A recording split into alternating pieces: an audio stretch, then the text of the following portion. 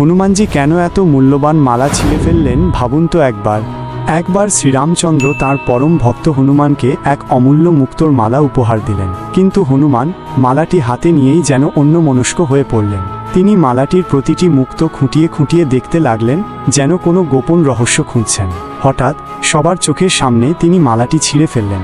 সভাঘরে pin পতন নীরবতা, সবাই হতবাক, কেউ কেউ রাগে ফুঁসছেন। হনুমান, এ তুমি কি করলে? তারা চিৎকার করে উঠল, স্বয়ং শ্রীরামচন্দ্রের উপহার তুমি ছিঁড়ে ফেললে। শান্তভাবে হনুমান উত্তর দিলেন, আমি দেখছিলাম এই মালার মধ্যে আমার প্রভুর নাম খোদাই করা আছে কি না। যে বস্তুতে রামের নাম নেই তার কোনো মূল্য আমার কাছে নেই।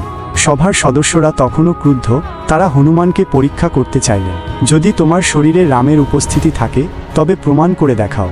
আর তখনই ঘটল সেই অলৌকিক ঘটনা।